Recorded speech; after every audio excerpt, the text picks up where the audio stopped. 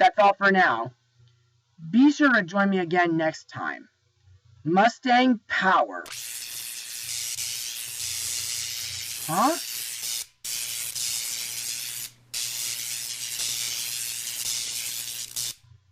What the heck is going on with my life? Huh?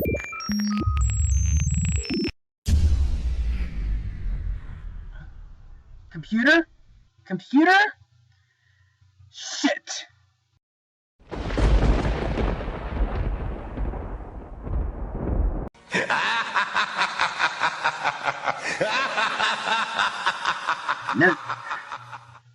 Now this is just great. With the power out, none of my lights will be working, and my phone lines are out too. Well, at least my camera is fully charged. But I wonder if I can set my footage to a night shot. Ah, there we go. A little black and white, but still will work. Oh! Sorry, didn't notice you all. Hey everyone, I'm Joshua Orro, the Mustang Prince, and welcome to Mustang Prince Oral Reports. Now, so far this season, we've covered movies that involved an evil entity, a mentally insane supervillain, a zombie apocalypse, and evil spirits. But, for this episode, we're going to look into a monster movie. And what place to get a monster movie from than from a franchise that's all about collecting them? Yep, we're going to talk about Pokémon again. Yeah, I know what you're saying. What's so scary about Pokémon anyway? Well, believe it or not, there are two types of Pokémon that can be scary. For example, there are the ghost types, and then there are the dark types. Even if some of them look really cool in my opinion. Also, those of you who have played the classic handheld games or Pokemon Go have probably seen these ghosts before getting the Self Scope.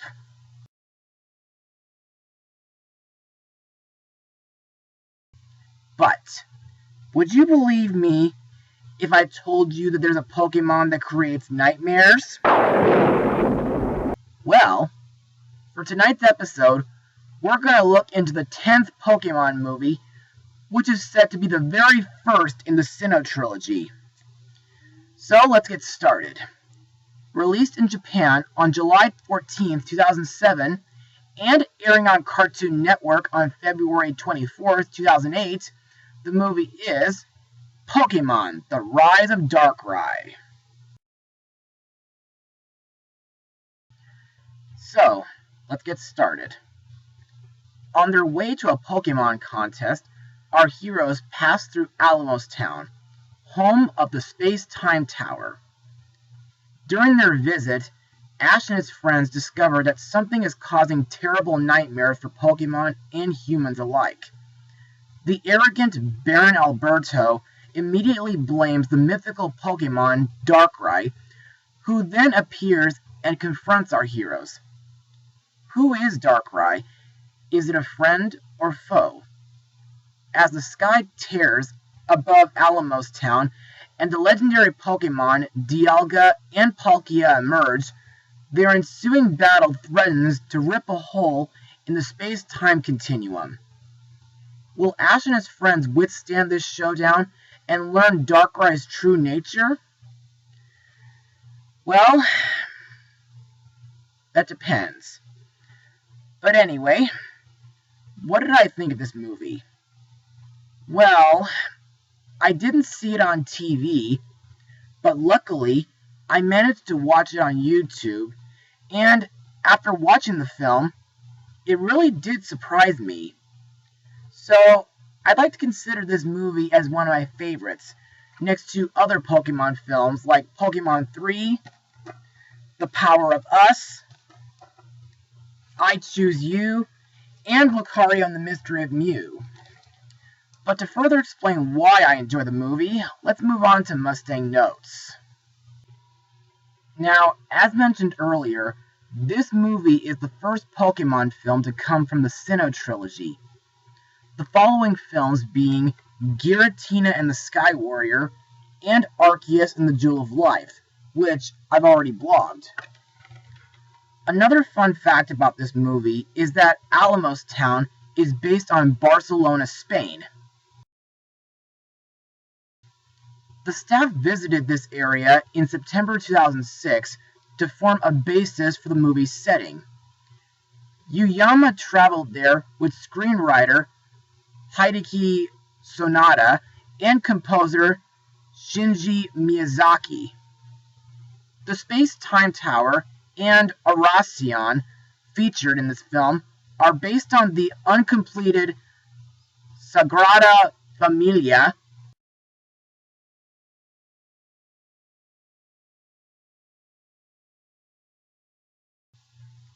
and the Park Güell.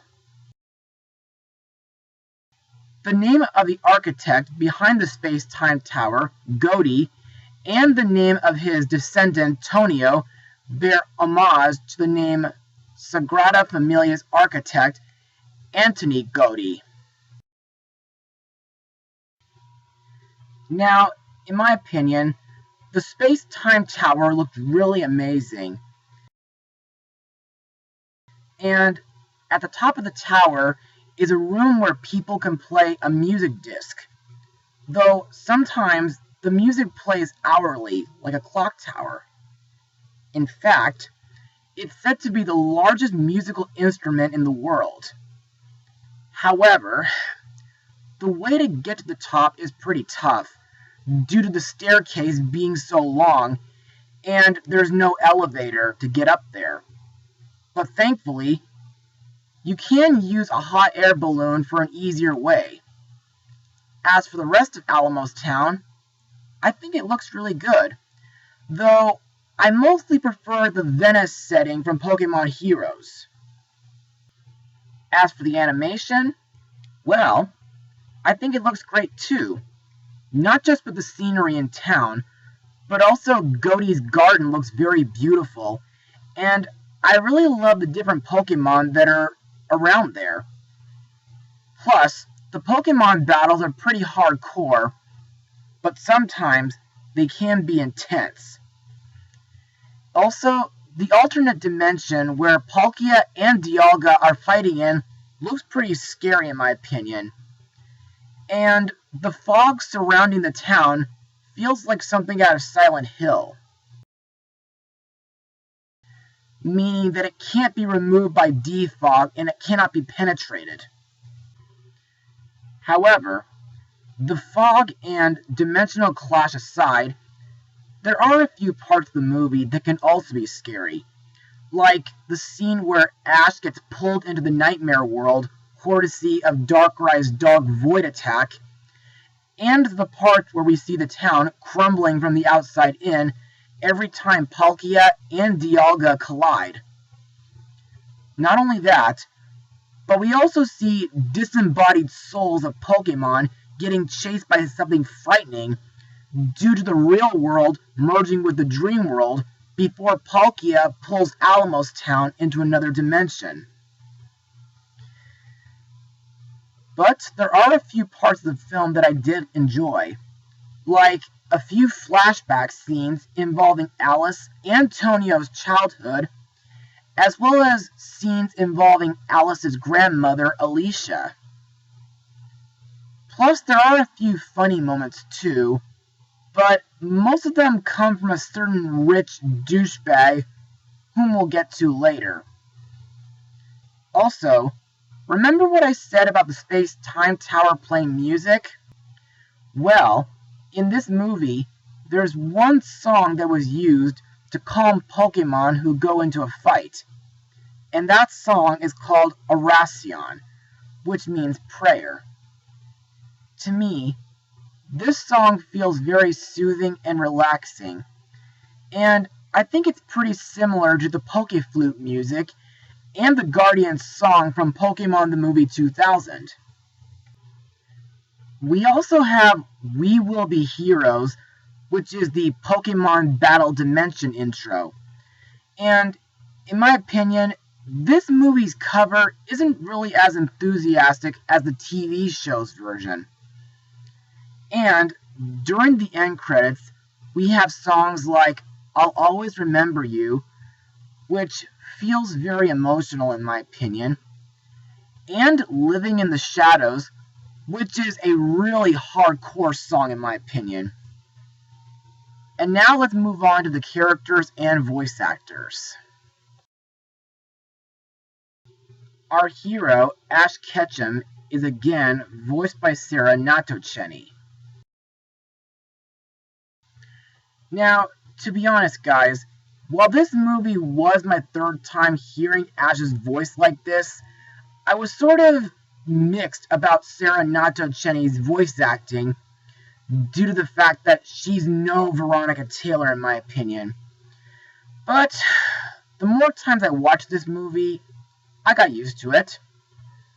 Anyway, I still think Ash is a great Pokemon trainer and a great character while he and his friends are traveling to many different regions, even if the Sinnoh season is pretty much a mixed bag in my opinion.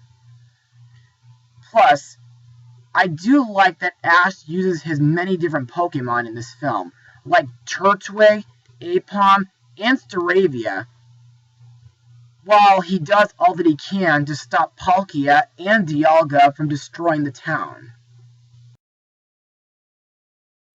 Next we have Ash's best friend and partner, Pikachu, vocalized by the legendary Iku Otani. To me, Pikachu is still my favorite Pokemon in the franchise, and I think its attacks like Iron Tail, Volt Tackle, and Thunderbolt are really incredible while it battles many different Pokemon, including Darkrai.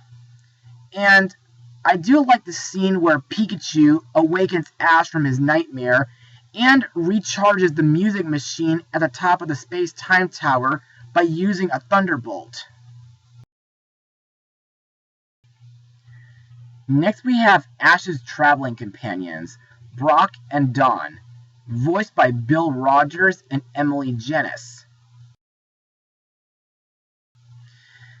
To me, Brock and Dawn are great traveling companions, but in this film, I think Dawn sticks out more than Brock does.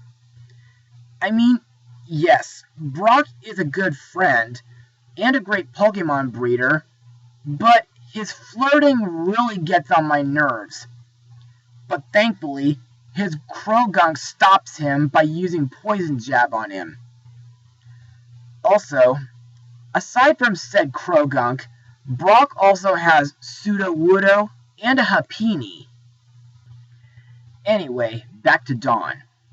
While she is looking forward to the Pokemon contest, I do like the scenes where she tells Baron Alberto off, and when she joins Ash to bring the Erasion disc to the top of the Space-Time Tower. Also, I like that Dawn uses not only her Piplup, but also her Pachirisu, Buneary, and Buizel throughout this movie. Next we have Team Rocket's Jessie, James, and Meowth, voiced by Michelle Knotts and Carter Cathcart. As usual, these three are just a bunch of bumbling idiots who try to steal Pokemon. However, their bumbling antics can be pretty funny at times, like during the part where they try to capture several Drifloon and Tonio's Drifblim. Later on, they are disguised as a news crew, pretending to interview and follow Baron Alberto to see if they can capture Darkrai. You know, if you ask me, Team Rocket has given up on being the bad guys, since the only good thing they do in this movie was bring Baron Alberto's Licky Licky to the Pokemon Center after it got hit by Darkrai's Dark Void attack. Now let's move on to the new characters, starting with Alice. voiced by Christine Hivam, whom after this movie voiced Professor Juniper. In the movie, Alice works part-time as a hot air balloon tour guide while she continues her music studies. In my opinion, I think Alice seems more like a main character, and I think her hair looks like a Lopunny's ears. Also, I think Alice's Chimchar is very loyal and helpful while using its flamethrower attack to power her hot air balloon. What I like about Alice is that she's able to calm any Pokémon by playing a Racion on her leaf whistle. This was taught to her by her grandmother when she was a child. She regularly visits Godey's garden to play to the wild Pokémon that live there. Another one of her grandmother's legacies is her connection to Darkrai.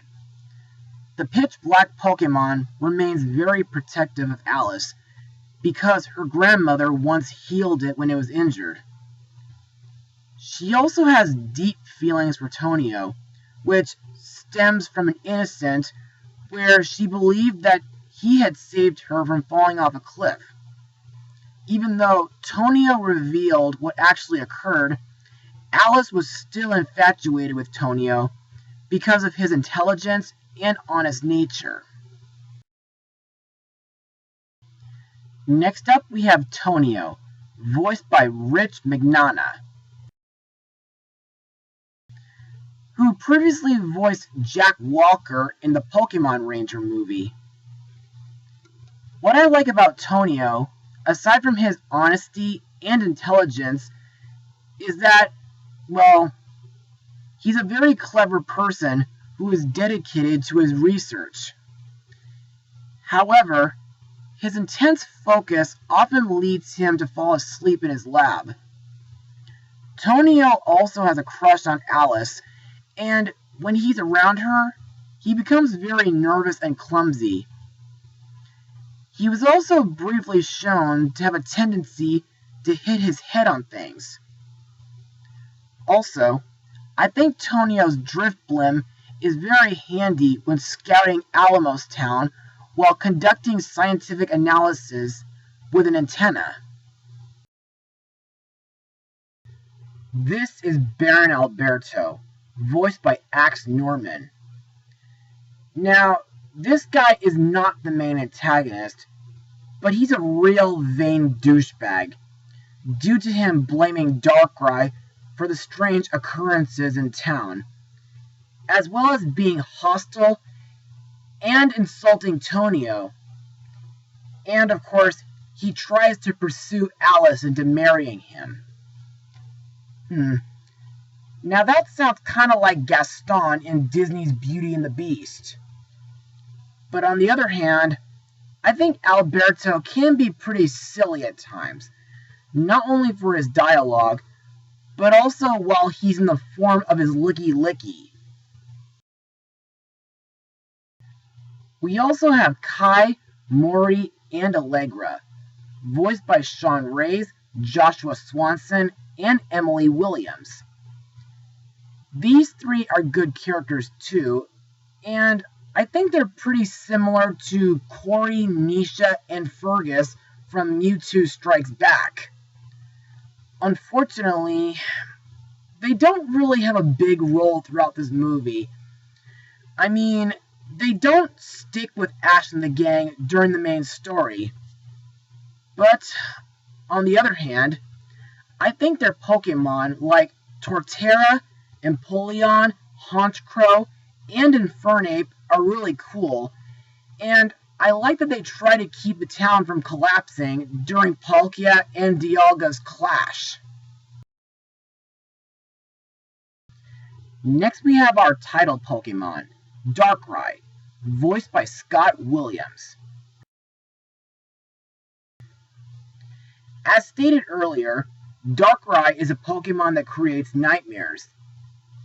Not only that, but it can even trap your mind or soul into an eternal nightmare. kind of like Freddy Krueger from the Nightmare on Elm Street movies. Also, I think Darkrai's design looks very scary too. I mean, it looks like a ghostly figure clad in a long black cloak with what looks like a red jawbone around its neck.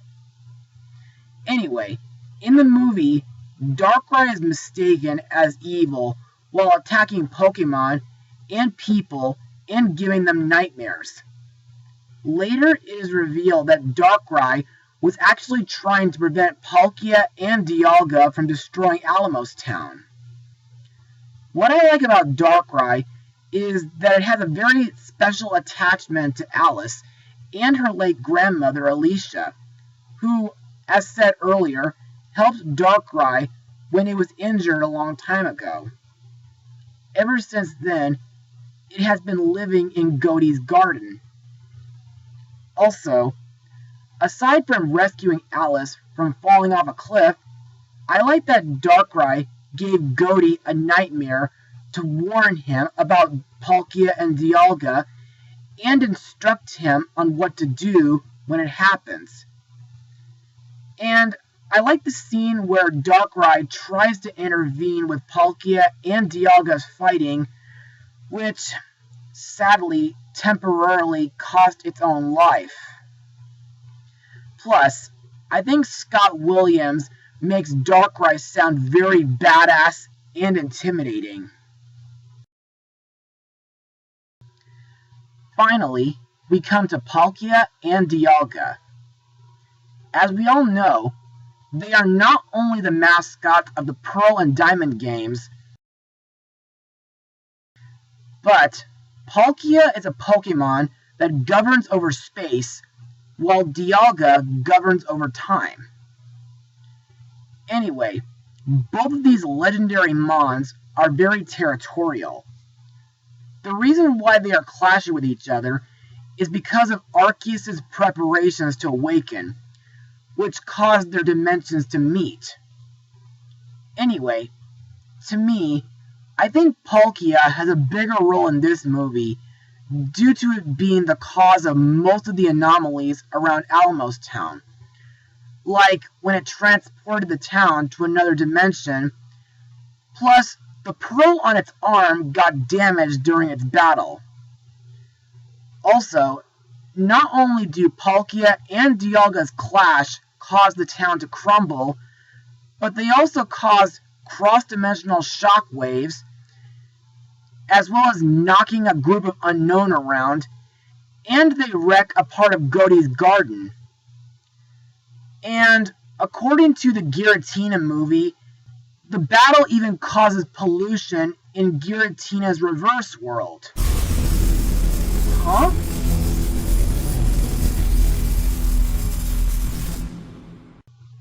Computer, you're back online. What happened?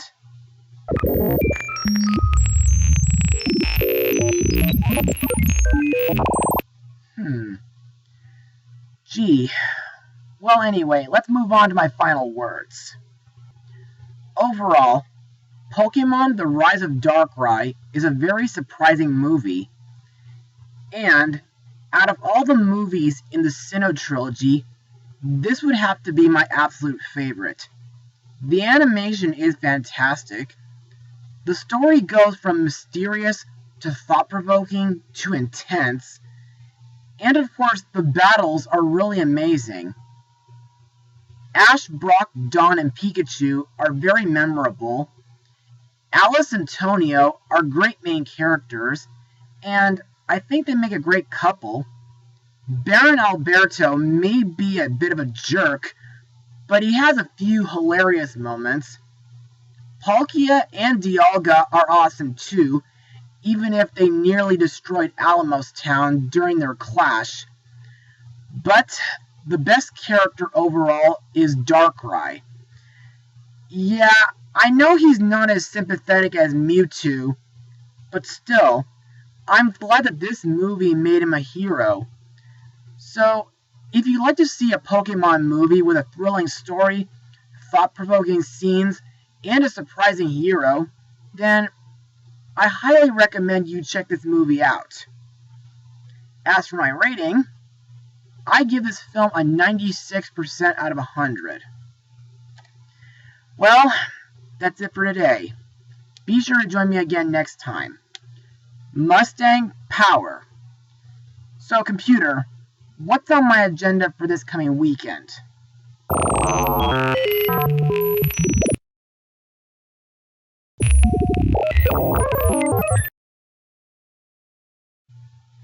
Well then, I better get myself ready